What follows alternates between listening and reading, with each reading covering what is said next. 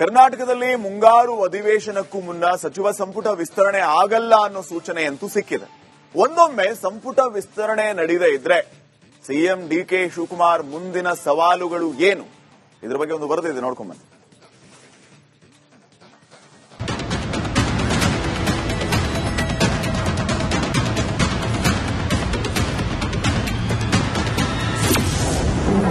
ಅರ್ಧ ಸಂಪುಟದಲ್ಲೇ ಅಧಿವೇಶನ ಮುಗಿಸ್ತಾರ ಸಿಎಂ. ಮಂತ್ರಿಗಳ ಮುಂದಿವೆ ಸಾಲು ಸಾಲು ಸವಾಲು. ಕರ್ನಾಟಕ ಸರ್ಕಾರ ಮುಂಗಾರು ಅಧಿವೇಶನ ಪ್ರಾರಂಭಕ್ಕೆ ಬಹುತೇಕ ಮುಹೂರ್ತ ಫಿಕ್ಸ್ ಆಗಿದೆ. ಆಗಸ್ಟ್ 6ರಿಂದ ಮುಖ್ಯಮಂತ್ರಿ ಶಿವಕುಮಾರ್ ಅವರ ಮೊದಲ ಸೆಷನ್ ಆರಂಭವಾಗಲಿದೆಯಂತೆ. ಆದರೆ ಈ ಬಾರಿಯೂ ಸಂಪುಟ ಹಲವು ಗೊಂದಲಗಳಿಗೆ ಕಾರಣವಾಗಿದ್ದು, ಅದೇ ರೀತಿ ಸಿಎಂ ಶಿವಕುಮಾರ್ಗೂ ಸವಾಲುಗಳ ಮನೆಯಾಗಲಿದೆ.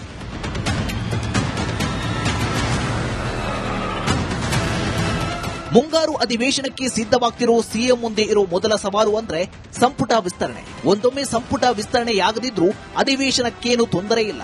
ಯಾಕಂದ್ರೆ ನಿಯಮದ ಪ್ರಕಾರ ಅಧಿವೇಶನ ನಡೆಸಲು 12ಕ್ಕಿಂತ ಕಡಿಮೆ ಸಚಿವರು ಇರಬಾರದು. ಆದರೆ ಹಾಲಿ ಸಿಎಂ ಸೇರಿದಂತೆ 14 ಸಚಿವರಿದ್ದಾರೆ. ಆದರೆ 20 ಸಚಿವರ ಕೊರತೆಯ ಹೊರೆ ಅಂತಿಮವಾಗಿ ಸಿಎಂಗೆ ಹೆಚ್ಚು ಹೊರೆಯಾಗಲಿದೆ. ಈ ಒತ್ತಡದಿಂದ ತಪ್ಪಿಸಿಕೊಳ್ಳಲು ಸಂಸದೀಯ ವ್ಯವಹಾರ ಸೇರಿದಂತೆ ಪ್ರಮುಖ ಖಾತೆಗಳನ್ನ ಹಾಲಿ ಇರೋ ಸಚಿವರಿಗೆ ಹಂಚಿಕೆ ಮಾಡಲೇಬೇಕಾಗುತ್ತದೆ. Session first week more or less it is 6th. This week only you may have. ಇನ್ನು ಸದನದಲ್ಲಿ ಪ್ರಶ್ನೋತ್ತರ ಮತ್ತು ಗಮನ ಸೆಳೆಯುವ ಪ್ರಶ್ನೆಗೆ ಸಿಎಂ ಡಿಕೆಶಿ ಸೇರಿ ಸಮರ್ಥ ಸಚಿವರು ಉತ್ತರ ಕೊಡಬಹುದು. ಹೀಗಾಗಿ ಪೂರ್ಣ ಸಮಯ ಸಿಎಂ ಸದನದಲ್ಲಿ ಇರಬೇಕಾದ ಪರಿಸ್ಥಿತಿ ನಿರ್ಮಾಣವಾಗಲಿದೆ. ಇನ್ನು ಬಿಡದಿ ಟೌನ್ಶಿಪ್ ಯೋಜನೆ ಮತ್ತು ರಾಜ್ಯದ ಬಹುತೇಕ ಭಾಗಗಳಲ್ಲಿರುವ ಬರಗಾಲದ ಪರಿಸ್ಥಿತಿಯನ್ನ ವಿರೋಧ ಪಕ್ಷಗಳಾದ ಬಿಜೆಪಿ ಮತ್ತು ಜೆಡಿಎಸ್ ಸಮರ್ಥವಾಗಿ ಬಳಸಿಕೊಳ್ಳುತ್ತಿವೆ. ಬರ ಅಧ್ಯಯನ ಪ್ರವಾಸಗಳ ಮೂಲಕ ರೈತರ ಕಷ್ಟಗಳಿಗೆ ಸರ್ಕಾರ ಸ್ಪಂದಿಸುತ್ತಿಲ್ಲ ಎಂಬ ಬಿಂಬವನ್ನು ಸೃಷ್ಟಿಸಲು ವಿಪಕ್ಷಗಳು ಯಶಸ್ವಿಯಾಗಿವೆ.